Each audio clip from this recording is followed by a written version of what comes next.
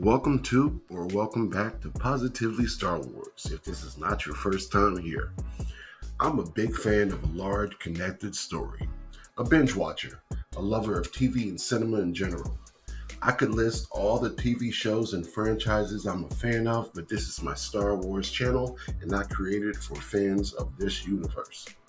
So if you're here, I assume you're a fan too. I like to talk everything Star Wars, so I hope you do as well. So this will be a more positive place to share our outlook for the future of the galaxy. Recently, our beloved universe has had issues with projects and potential projects, and Star Wars fandom seems very divisive since the sequel trilogy specifically, which I understand. I just have what you might call a different point of view when it comes to how I like my fictional content. I can't call everything perfect or even good. I've walked out of a movie theater rather disappointed in a movie, but I thought about how it fit into the larger universe and how I like that rather than dismissing the project altogether. And of course, I've watched them all again since then, and most have grown on me, most notably Solo. But I say all that to say this. You need to be a fan of this universe and have some kind of hope for it. Otherwise, it might be time to pick a new franchise. George Lucas has also publicly said he made Star Wars for 12-year-old boys. So the older you get, the less you can consider the material is made specifically for you.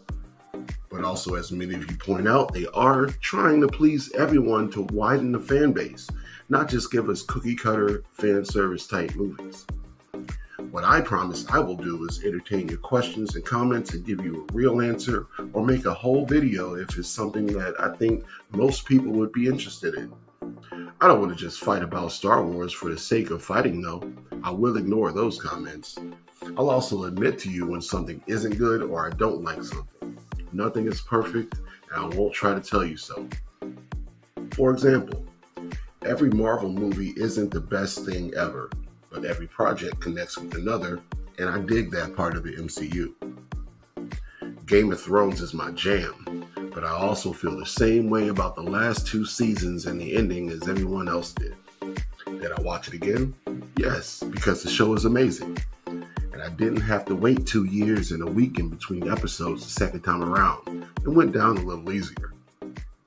If anyone is a bigger Office fan than me, it's yet to be seen. But did I stop watching after Michael left like a lot of you did? No, I powered through to see how they would wrap up everyone else's story because I was invested. All 8 Harry Potter movies were not epic, but a few were, and the whole story put together is pretty cool too.